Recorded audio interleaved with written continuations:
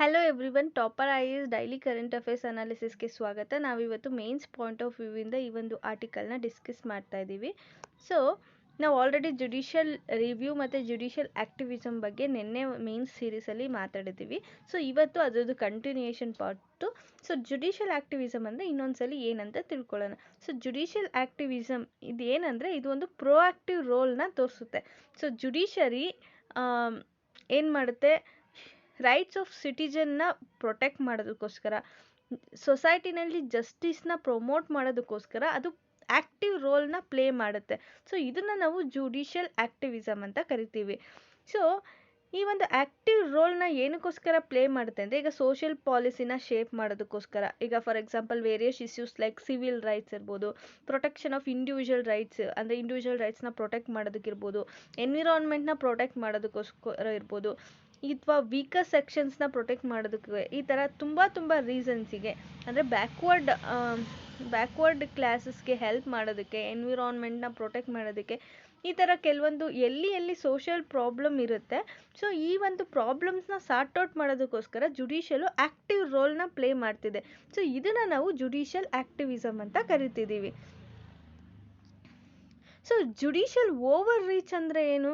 Judicial over reach ಯಾವಾಗ ಆಗುತ್ತೆ ಅಂದರೆ, ಈಗ ಫಾರ್ ಎಕ್ಸಾಂಪಲ್ ಈ ಕೋರ್ಟು ಅದ್ರದ್ದು ಜ್ಯೂರಿಸ್ಡಿಕ್ಷನ್ ಬಿಹೈಂಡಾಗಿ ಆ್ಯಕ್ಟ್ ಮಾಡಿದಾಗ ಜುಡಿಷಿಯಲ್ ಓವರ್ ರೀಚ್ ಆಗುತ್ತೆ. ಮತ್ತು ಎಕ್ಸಿಕ್ಯೂಟಿವ್ ಅಥವಾ ಲೆಜಿಸ್ಲೇಚರ್ ಮ್ಯಾಂಡೇಟಲ್ಲಿ ಇದು ಇಂಟರ್ಫಿಯರ್ ಆದರೆ ಅದನ್ನು ನಾವು ಜುಡಿಷಿಯಲ್ ಓವರ್ ರೀಚ್ ಅಂತ ಕರಿತೀವಿ. ಇದು contradictory to the doctrine of separation of powers. ಈಗ ಸಪರೇಷನ್ ಆಫ್ ಪವರ್ ಅಂದ ತಕ್ಷಣ ಲೆಜಿಸ್ಲೇಚರು, ಎಕ್ಸಿಕ್ಯೂಟಿವ್ ಮತ್ತು ಜುಡಿಷರಿ, ಸೊ ಈ ಮೂರದು ಪವರು ಸಪ್ರೇಟ್ ಮಾಡಿದ್ದೀವಿ. ಲೆಜಿಸ್ಲೇಚರ್ದು ಕೆಲಸ ಏನಂದರೆ ಲಾ ಮೇಕಿಂಗು, ಎಕ್ಸಿಕ್ಯೂಟಿವ್ದು ಇಂಪ್ಲಿಮೆಂಟೇಷನ್ನು,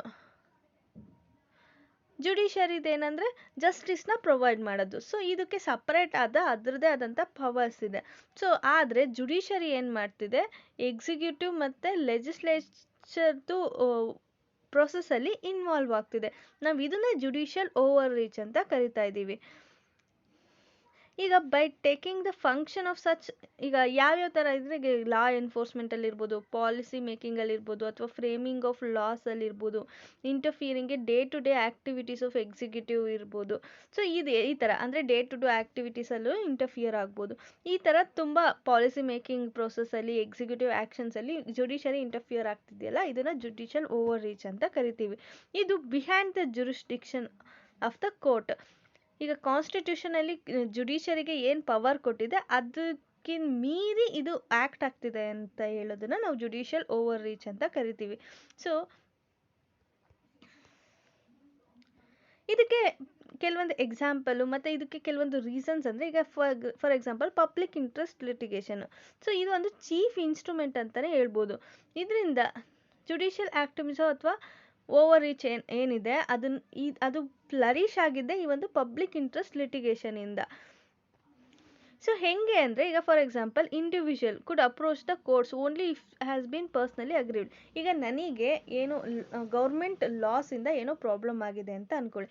ಈಗ ಗೌರ್ಮೆಂಟು ಏನೋ ಒಂದು ಲಾಸ್ನ ತೊಗೊಂಡು ಬಂದಿದೆ, ಅದರಿಂದ ನಂದು ಫಂಡಮೆಂಟಲ್ ರೈಟ್ ಆಗಿರ್ಬೋದು, what ever it may be, ಯಾವುದೋ ಒಂದು ರೈಟು ವೈಲೇಟ್ ಆಗಿದೆ. ಸೊ ನಾನು ಹೋಗಿ ಕೋರ್ಟಿಗೆ ಪಬ್ಲಿಕ್ ಇಂಟ್ರೆಸ್ಟ್ ಲಿಟಿಗೇಷನ್ನ ಫೈಲ್ ಮಾಡ್ಬೋದು. ಅದು ನನಗಾಗಿದ್ದರೆ ನಾನೇ ಫೈಲ್ ಮಾಡಬೇಕು. ಅದು ಯಾವಾಗ ಅಂದರೆ ಫೆಬ್ರವರಿ 1979ಗಿಂತ ಮುಂಚೆ. ಅಂದರೆ ನನಗೆ ಪ್ರಾಬ್ಲಮ್ ಆಗಿದ್ದಾಗ ಬೇರೆಯವರು ಅದು ಪಬ್ಲಿಕ್ ಇಂಟ್ರೆಸ್ಟ್ ಲಿಟಿಗೇಷನ್ನ ಫೈಲ್ ಮಾಡೋ ಆಗಿರಲಿಲ್ಲ. ಆದರೆ 1979 ಆದಮೇಲೆ ಇದು ಚೇಂಜ್ ಆಯಿತು. ಏನಕ್ಕೋಸ್ಕರ ಅಂದರೆ, ಈಗ for example poor people exploit ಆಗ್ತಿದ್ದಾರೆ ಅಂತಂದಾಗ ಅವರಿಗೆ ಅವೇರ್ನೆಸ್ ಇರಲ್ಲ, ಎಜುಕೇಷನ್ ಇರಲ್ಲ, ಅವರಿಗೆ ಗೊತ್ತೂ ಇರಲ್ಲ ಯಾವ ಥರ ಪಬ್ಲಿಕ್ ಇಂಟ್ರೆಸ್ಟ್ ಲಿಟಿಗೇಷನ್ನ ಫೈಲ್ ಮಾಡಬೇಕು ಅಂತ. ಈವನ್ ಅವರಿಗೆ ಪಬ್ಲಿಕ್ ಇಂಟ್ರೆಸ್ಟ್ ಲಿಟಿಗೇಷನ್ ಅನ್ನೋ ಒಂದು ಪ್ರೊಸೆಸ್ ಇದೆ ಅನ್ನೋದು ಕೂಡ ಗೊತ್ತಿರಲ್ಲ. ಸೊ ಅಂಥ ಟೈಮಲ್ಲಿ ಏನಿರ್ತಾರೆ, ಕೆಲವೊಬ್ಬರು ಸೋಷಿಯಲ್ ವರ್ಕರ್ಸ್ ಇರ್ತಾರೆ, ಈಗ ಪೂರ್ ಪೀಪಲ್ಸಿಗೆ ಹೆಲ್ಪ್ ಮಾಡೋ ಅಂಥವ್ರು ಇರ್ತಾರೆ, ಈಗ NGOs ಇರ್ತವೆ.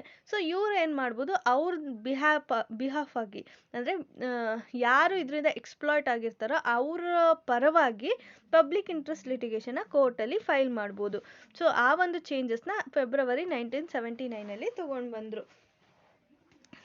ಸೊ ಅವಾಗ ಏನಾಗುತ್ತೆ, ಕೋರ್ಟ್ ಏನು ಮಾಡುತ್ತೆ, ಈ ಒಂದು ಪಬ್ಲಿಕ್ ಇಂಟ್ರೆಸ್ಟ್ ಲಿಟಿಗೇಷನ್ನ ಫೈಲ್ ಮಾಡಿದ್ದಾರೆ ಅಂದಾಗ ಅವರು ಇದು ಲೆಜಿಸ್ಲೇಟಿವ್ ಪ್ರೊಸೆಸ್ಸಲ್ಲಿ ಅವರಿಗೆ ಕಮೆಂಟ್ ಮಾಡೋದಿರ್ಬೋದು, ಆರ್ಡರ್ ಮಾಡೋದಿರ್ಬೋದು, ಈ ಥರ ಮಾಡೋದಕ್ಕೆ ಸ್ಟಾರ್ಟ್ ಮಾಡುತ್ತೆ. ಇದನ್ನು ನಾವು ಜುಡಿಷಿಯಲ್ ಆ್ಯಕ್ಟಿವಿಸಮ್ ಅಥವಾ ಜುಡಿಷಿಯಲ್ ಓವರ್ ರೀಚ್ ಅಂತ ಕರಿತೀವಿ. ಸೊ ಇದು ಈ ಥರ ಒಂದು ಫ್ಲರಿಶ್ ಆಯ್ತು ಅಂತಲೇ ಹೇಳ್ಬೋದು. This is one reason. Next ಇನ್ನೊಂದು ತೊಗೊಂಡ್ರೆ ಕೆಲವೊಂದು ಇನ್ಸ್ಟೆನ್ಸಸ್ ಆಫ್ ಜುಡಿಷಿಯಲ್ ಆ್ಯಕ್ಟಿವಿಸಮ್ ಅಂತ ತೊಗೊಂಡ್ರೆ, ಈಗ for example basic structure of Indian constitution. ಇದು ಕಾನ್ಸ್ಟಿಟ್ಯೂಷನ್, ಒರಿಜಿನಲ್ ಕಾನ್ಸ್ಟಿಟ್ಯೂಷನಲ್ಲಿ ಬೇಸಿಕ್ ಸ್ಟ್ರಕ್ಚರು ಎಲ್ಲೂ ಇರಲಿಲ್ಲ. ಸೊ ಇದು ಜುಡಿಷಿಯರಿ ತೊಗೊಂಡು ಬಂದಿರೋದು, ಇದು ಎವಲ್ಯೂಷನ್ ಆಗಿರೋದೇ ಜುಡಿಷಿಯಲ್ ಸಿಸ್ಟಮಿಂದ. ಸೊ ಅದು ಯಾವಾಗ ಅಂದರೆ ಕೇಶವಾನಂದ ಭಾರತಿ ಕೇಸಲ್ಲಿ 1973ನಲ್ಲಿ ಫಸ್ಟ್ ಟೈಮ್ ಈ ಒಂದು ಬೇಸಿಕ್ ಸ್ಟ್ರಕ್ಚರ್ನ ತೊಗೊಂಡು ಬಂತು ಜುಡಿಷಿಯರಿ. ಏನಕ್ಕೋಸ್ಕರ ಇದನ್ನು ತೊಗೊಂಡು ಬಂತು ಅಂದರೆ, ಈಗ ಪಾರ್ಲಿಮೆಂಟಿಗೆ ಕಾನ್ಸ್ಟಿಟ್ಯೂಷನ್ನ ಅಮೆಂಡ್ ಮಾಡೋ ಪವರ್ ಇದೆ, ಬಟ್ ಆದರೆ ಈ ಪವರು ಅನ್ಲಿಮಿಟೆಡ್ ಅಲ್ಲ. ಸೊ ಇದಕ್ಕೂ ಕೂಡ ಕೆಲವೊಂದು ಲಿಮಿಟೇಷನ್ ಇದೆ. ಅಬ್ರೋಗೇಟ್ ಅಥವಾ ಡೆಸ್ಟ್ರಾಯ್ ಮಾಡೋ ಹಾಗಿಲ್ಲ ಕಾನ್ಸ್ಟಿಟ್ಯೂಷನ್ನ. ಅಂದರೆ ಇದರಲ್ಲಿ ಕೆಲವೊಂದು ಬೇಸಿಕ್ ಸ್ಟ್ರಕ್ಚರ್ ಇದೆ ಕಾನ್ಸ್ಟಿಟ್ಯೂಷನ್ದು, ಅಂದರೆ ಬೇಸ್ ಏನಿದೆ ಅದನ್ನು ತೆಗಿಯೋ ಹಾಗಿಲ್ಲ. ಬೇಸಿಕ್ ಸ್ಟ್ರಕ್ಚರ್ಗೆ ಅಫೆಕ್ಟ್ ಮಾಡ್ದಲೇ ಇರೋ ಥರ ಕಾನ್ಸ್ಟಿಟ್ಯೂಷನ್ನ ಅಮೆಂಡ್ ಮಾಡಬೇಕು ಅಂತ ಕೋರ್ಟು ಆರ್ಡರ್ ಮಾಡುತ್ತೆ. ಸೊ ಅಂದರೆ ಈಗ ಫಾರ್ ಎಕ್ಸಾಂಪಲ್ ಫಂಡಮೆಂಟಲ್ ರೈಟ್ಸ್, ಈಗ ಆರ್ಟಿಕಲ್ 21 ಇರ್ಬೋದು. ಸೊ ಇದನ್ನು ನಾವು ತೆಗ್ದು ಹಾಕೋಕ್ಕಿಲ್ಲ. ಈಗ ಜುಡಿಷಿಯಲ್ ರಿವ್ಯೂ ಬೇಸಿಕ್ ಸ್ಟ್ರಕ್ಚರ್ದು ಪಾರ್ಟ್ ಅಂತ ಹೇಳಿದೆ ಕೋರ್ಟು. ಸೊ ಈಗ ಜುಡಿಷಿಯಲ್ ರಿವ್ಯೂ ಮೇಲೆ ಅಮೆಂಡ್ಮೆಂಟ್ ಮಾಡಿ ಜುಡಿಷಿಯಲ್ ರಿವ್ಯೂನ ತೆಗ್ದು ಹಾಕೋ ಹಾಗಿಲ್ಲ. ಸೊ ಯಾವುದೇ ಒಂದು ಲಾಸ್ನ ಜುಡಿಷಿಯಲ್ ರಿವ್ಯೂಯಿಂದ ಎಕ್ಸ್ಕ್ಲೂಡ್ ಮಾಡೋ ಹಾಗಿಲ್ಲ.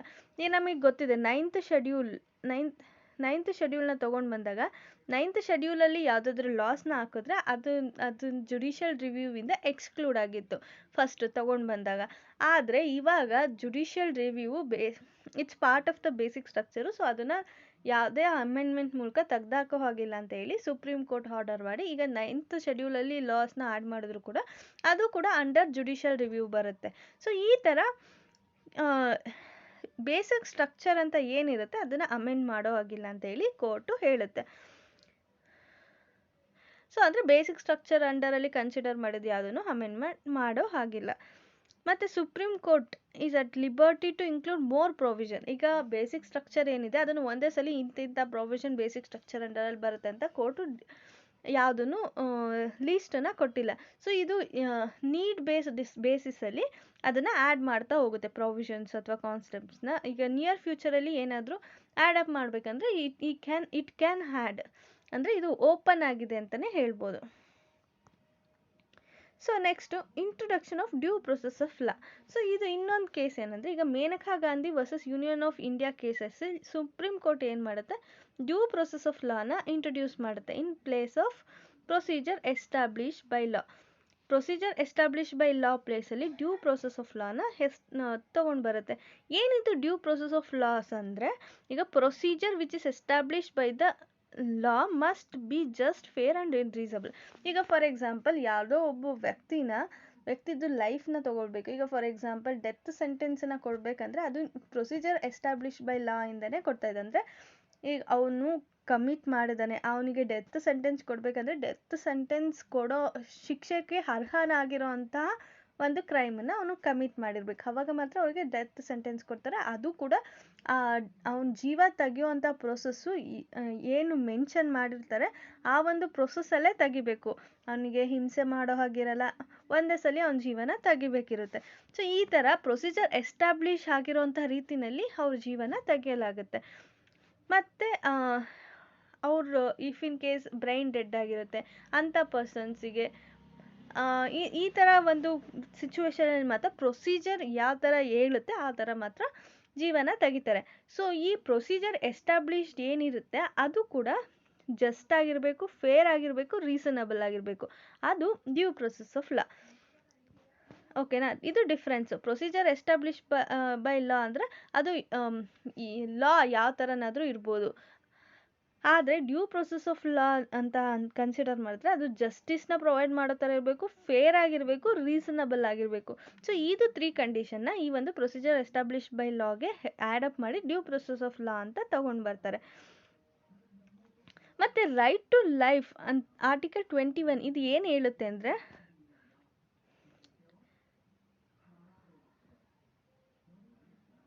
ಸೊ ರೈಟ್ ಟು ಲೈಫ್ ಅನ್ನೋದನ್ನ ಏನಂತ ಇವ್ರು ಡಿಫೈನ್ ಮಾಡ್ತಿದ್ದಂದರೆ, ಈ ರೈಟ್ ಟು ಲೈಫ್ ಏನಿದೆ ಇದು ಅನಿಮಲ್ ಥರ ಬದುಕೋದಲ್ಲ. ಸೊ ಅಂದರೆ ಹ್ಯೂಮನ್ನು ಒಂದು ಡಿಗ್ನಿಟಿಯಿಂದ ಬದುಕಬೇಕು. ಸೊ ಅವ್ರದ್ದು ಲೈಫ್ ಏನಿದೆ ಮೀನಿಂಗ್ಫುಲ್ ಆಗಿರಬೇಕು, ಕಂಪ್ಲೀಟ್ ಇರಬೇಕು, ವರ್ತ್ ಲಿವಿಂಗ್ ಇರಬೇಕು, ಆ ಥರ ಬದುಕಬೇಕು ಅಂತ ಹೇಳಿ ರೈಟ್ ಟು ಲೈಫು ಹೇಳ್ತಿದೆ. ಸೊ ಇಫ್ ಇನ್ ಕೇಸ್ ಈ ಒಂದು ಡಿಗ್ನಿಟಿನ ಕಳ್ಕೊಂಡು ಬದುಕುವಂಥ ಸಿಚುವೇಶನ್ ಬಂದಾಗ, ಸೊ ಇಫ್ ಇನ್ ಕೇಸ್ ಅವರಿಗೆ ಬದುಕೋದಕ್ಕೆ ವೇಸ್ಟ್ ಅನ್ನೋ ಥರ ಸಿಚುವೇಶನಲ್ಲಿ ಈ ಒಂದು ಡ್ಯೂ ಪ್ರೊಸೆಸ್ ಆಫ್ ಲಾ ಮೂಲಕ ಇಫ್ ಇನ್ ಕೇಸ್ ಫೇರ್ ಅನಿಸಿದ್ರೆ, ಜಸ್ಟ್ ಅನಿಸಿದ್ರೆ, ರೀಸನಬಲ್ ಅನಿಸಿದ್ರೆ ಅವ್ರನ್ನ ಬೇಕಾದರೆ ಸಾಯಿಸ್ಬೋದು. ಈಗ ಫಾರ್ ಎಕ್ಸಾಂಪಲ್ ಕೋಮಾದಲ್ಲಿರುವಂತಹ ಪೇಷಂಟ್ಸು ಅವರಿಗೆ ಮತ್ತೆ ಪ್ರಜ್ಞೆ ಬರೋದೇ ಇಲ್ಲ ಅಂತ ಅಂದಾಗ, ಮತ್ತು ಅವ್ರದ್ದು ಲೈಫ್ ಆಫ್ ಡಿಗ್ನಿಟಿಗೆ ಏನೋ ಪ್ರಾಬ್ಲಮ್ ಆಗ್ತದೆ ಅಂದಾಗ ಮೆಡಿಕಲ್ ಪ್ರೊಸೆಸ್ಸಲ್ಲಿ ಅವ್ರಿಗೆ ಒಂದು ಇಂಜೆಕ್ಷನ್ ಕೊಟ್ಟು ಸಾಯಿಸೋವಂಥ ಒಂದು ಪ್ರೊಸೀಜರ್ ಕೂಡ ಇದೆ. ಸೊ ಅದಕ್ಕೆ ಕೆಲವೊಂದು ಪ್ರೊಸೀಜರ್ಸ್ ಇದೆ, ಲಾಸ್ ಇದೆ, ಅದನ್ನೆಲ್ಲ ಫಾಲೋ ಅಪ್ ಮಾಡಿಕೊಂಡು ಅವ್ರ ಕಂಡೀಷನ್ಸು ಈ ಥರ ಇರಬೇಕು ಅನ್ನೋ ಒಂದು ಇದ್ರ ಮೇಲೆ ಅವ್ರನ್ನ ಸಾಯಿಸ್ತಾರೆ. ಸೊ ಈ ಥರ ರೀಸನಬಲ್ ಮತ್ತು ಫೇರ್ ಜಸ್ಟಿಫೈಡ್ ರೀಸನ್ಸ್ ಇದ್ದಾಗ ಡ್ಯೂ ಪ್ರೊಸೆಸ್ ಆಫ್ ಲಾಸ್ನ ಯೂಸ್ ಮಾಡಿಕೊಂಡು ಅವ್ರ ಜೀವನ ತೆಗಿಬೋದು ಅಂತ ಹೇಳ್ತಿದ್ದಾರೆ. So cancellation of 2G licences. ಈಗ ಸುಪ್ರೀಂ ಕೋರ್ಟ್ ಏನು ಹೇಳ್ತಿದೆ, process of allocation was flawed. ಅಂದರೆ 122 ಟೆಲಿಕಾಂ ಲೈಸೆನ್ಸಸ್ನ ಸ್ಪೆಕ್ಟ್ರಮ್ ಅಲೋಕೇಟೆಡ್ನ 8 ಕಂಪನೀಸ್ಗೆ ಅಲೋಕೇಟ್ ಮಾಡಿರ್ತಾರೆ. ಸೊ ಇದನ್ನು ಕ್ಯಾನ್ಸಲ್ ಮಾಡೋದಕ್ಕೆ ಸುಪ್ರೀಂ ಕೋರ್ಟ್ ಆರ್ಡರ್ ಮಾಡುತ್ತೆ. ಈಗ ಫಾರ್ ಎಕ್ಸಾಂಪಲ್ ಈ ಒಂದು ಲೈಸೆನ್ಸ್ ಅಲೋಕೇಟಿಂಗ್ ಇರ್ಬೋದು, ಇದೆಲ್ಲನೂ ಲೆಜಿಸ್ಲೇಚರ್ ಮತ್ತು ಎಕ್ಸಿಕ್ಯೂಟಿವ್ ಕೆಲಸ ಆಗಿರುತ್ತೆ. ಸೊ ಇದರಲ್ಲಿ ಸುಪ್ರೀಂ ಕೋರ್ಟು ಇನ್ವಾಲ್ವ್ ಆಗ್ತಿದೆ. ಇದು ಕೂಡ ಜುಡಿಷಿಯಲ್ ಓವರ್ ರೀಚ್ ಅಥವಾ ಜುಡಿಷಿಯಲ್ ಆ್ಯಕ್ಟಿವಿಸಮ್ ಅಂತಲೇ ಹೇಳ್ಬೋದು. ಸೊ ಇದೇನು ಮಾಡುತ್ತೆ, ಗೌರ್ಮೆಂಟಿಗೆ ಡೈರೆಕ್ಟ್ ಮಾಡುತ್ತೆ. ಮತ್ತು ನ್ಯಾಷನಲ್ ರಿಸೋರ್ಸಸ್ನ ಏನು ಅಲೋಕೇಟ್ ಮಾಡ್ತೀರಾ ಅದನ್ನು ಆ್ಯಕ್ಷನ್ ಪ್ರೊಸೆಸಲ್ಲಿ ಮಾತ್ರ ಅಲೋಕೇಟ್ ಮಾಡಬೇಕು ಅಂತ. ಸೊ ಇದು ಕೂಡ ಜುಡಿಷಿಯಲ್ ಆ್ಯಕ್ಟಿವಿಸಮ್ ಅಂತಲೇ ಅನಿಸುತ್ತೆ. ಎಕನಾಮಿಕ್ ಡಿಸಿಷನ್ಸು ಲೆಜಿಸ್ಲೇಟಿವ್ ಡೊಮೇನಲ್ಲಿ ಬರುತ್ತೆ ಮತ್ತು ಎಕ್ಸಿಕ್ಯೂಟಿವ್ ಬಾಡೀಸಿದ್ದು ಮೇಲೆ ಡಿಪೆಂಡ್ ಆಗಿರುತ್ತೆ. ಸೊ ಇದರಲ್ಲಿ ಕೋರ್ಟ್ ಇನ್ವಾಲ್ವ್ ಆಗೋದು ಜುಡಿಷಿಯಲ್ ಆ್ಯಕ್ಟಿವಿಸಮ್ ಅಂತ ಇವರು ಹೇಳ್ತಿದ್ದಾರೆ. Next, collegium system for appointment. ಈಗ ಕೊಲಿಜಿಯಂ ಸಿಸ್ಟಮ್ ಏನಿದೆ ಇದನ್ನು ತೊಗೊಂಡು ಬಂದಿರೋದು ಕೂಡ ಸುಪ್ರೀಂ ಕೋರ್ಟೇನೆ. ಈಗ CJI ಮತ್ತು form of 4 senior most judges ಇದ್ರದ್ದು ಪಾರ್ಟ್ ಆಗಿರ್ತಾರೆ. ಸೊ ಇದನ್ನು ಏನು ಮಾಡ್ತಾರೆ, ಸುಪ್ರೀಂ ಕೋರ್ಟ್ ಜಡ್ಜಸ್ನ ಅಥವಾ ಟ್ರಾನ್ಸ್ಫರ್ ಆಫ್ ಜಡ್ಜ್ ಮಾಡಬೇಕಂದ್ರೆ ಇದು ರೆಕಮೆಂಡ್ ಮಾಡುತ್ತೆ, ಅದ್ರ ಮೇಲೇ ಅವರು ಈ ಒಂದು ಡಿಸಿಷನ್ನ ತಗೊಳ್ತಾರೆ. ಕೊಲಿಜಿಯಂ ಸಿಸ್ಟಮ್ ಕೂಡ evolve through 3 different judgement. So ಇದನ್ನು ಕೂಡ ಸುಪ್ರೀಂ ಕೋರ್ಟ್ ಜಡ್ಜ್ಮೆಂಟ್ ಮೇಲೇ ಅದು ಎವಾಲ್ವ್ ಆಗಿದೆ, collectively known as 3 judges cases. So ಹಾಗಾಗಿ ಜುಡಿಷಿಯರಿ ಈ ಒಂದು ಅಪಾಯಿಂಟ್ಮೆಂಟ್ ಇರ್ಬೋದು, ಈ ಥರದ್ದೆಲ್ಲನೂ ಲೆಜಿಸ್ಲೇಟಿವ್ ಮತ್ತು ಎಕ್ಸಿಕ್ಯೂಟಿವ್ ಫಂಕ್ಷನ್ ಆಗಿರುತ್ತೆ. ಸೊ ಇದನ್ನು ಕೂಡ ಸುಪ್ರೀಂ ಕೋರ್ಟೇ ಮಾಡ್ಕೊಳ್ತಿದೆ. ಅಂದರೆ so this is also an judicial activism ಅಂತಲೇ ಹೇಳ್ಬೋದು. Next, ban on liquor. ಈಗ ಬೇಸಿಸ್ ಆಫ್ PIL ಅಂದರೆ ಪಬ್ಲಿಕ್ ಇಂಟ್ರೆಸ್ಟ್ ಲಿಟಿಗೇಷನ್ನ ಕನ್ಸಿಡರ್ ಮಾಡಿ ಸುಪ್ರೀಂ ಕೋರ್ಟ್ ಏನು ಮಾಡಿದೆ, ಸೇಲ್ ಆಫ್ ಲಿಕ್ವರ್ನ ಬ್ಯಾನ್ ಮಾಡಿದೆ. ಎಲ್ಲಿ, ರಿಟೇಲ್ ಔಟ್ಲೆಟ್ಸ್, ಹೋಟೆಲ್ಸ್ ಅಥವಾ ಬಾರ್ಸ್. ಅದು ಎಲ್ಲಿ ಅಂದರೆ within the 500 metre of national or state highway. ಏನಕ್ಕೋಸ್ಕರ ಅಂದರೆ ಈಗ ಡ್ರಿಂಕ್ ಆ್ಯಂಡ್ ಡ್ರೈವ್ ಕೇಸಸ್ನ ಅವಾಯ್ಡ್ ಮಾಡೋದಕ್ಕೋಸ್ಕರ ಈ ಒಂದು ಸ್ಟೆಪ್ಸ್ನ ತೊಗೊಂಡಿದೆ. ಬಟ್ ಅಡ್ಮಿನಿಸ್ಟ್ರೇಟಿವ್ ಮ್ಯಾಟರಲ್ಲಿ ಬರುತ್ತೆ ಈ ಒಂದು ಲಿಕ್ವರ್ ಬ್ಯಾನು. ಸೊ ಈ ಒಂದು ಡಿಸಿಷನ್ನ ಎಕ್ಸಿಕ್ಯೂಟಿವ್ ಅಥವಾ ಲೆಜಿಸ್ಲೇಚರು ತಗೊಳ್ಬೇಕಾಗಿರುತ್ತೆ. ಬಟ್ ಕೋರ್ಟು ಇದನ್ನು ತಗೊಂಡಿದೆ ಡಿಸಿಷನ್ನ. It is not appropriate authority for taking this such decision ಅಲ್ವಾ. ಜುಡಿಷರಿ ಈ ಒಂದು ಡಿಸಿಷನ್ ತಗೊಳ್ಳೋದಕ್ಕೆ ಅಪ್ರೋಪ್ರಿಯೇಟ್ ಅಥಾರಿಟಿ ಅಲ್ಲ ಅಂತ ಹೇಳ್ತಿದ್ದಾರೆ. ಇದು ಕೂಡ ಒಂದು example for the judicial activism ಅಥವಾ overreach. Thank you all. If you have any doubts you can ask in the comment section. ನೀವು ಈ ಟಾಪರ್ IAS ಆ್ಯಪನ್ನು ಡೌನ್ಲೋಡ್ ಮಾಡಿಕೊಂಡು ಅದರಲ್ಲಿ ನೀವು ಈ PDF ಡೌನ್ಲೋಡ್ ಮಾಡ್ಕೊಳ್ಬೋದು. ಮತ್ತು ನಿಮ್ಮ ಟಾಪರ್ IAS ಚಾನಲ್ನ ಸಬ್ಸ್ಕ್ರೈಬ್ ಮಾಡಿ ಮತ್ತು ಅಲ್ಲಿರುವಂಥ ಬೆಲ್ ಐಕನನ್ನು ಒತ್ತಿ. ಸೊ ನಿಮಗೆ ವಿಡಿಯೋ ನೋಟಿಫಿಕೇಷನ್ ಇಮಿಡಿಯೇಟಾಗಿ ಬರುತ್ತೆ. Thank you all.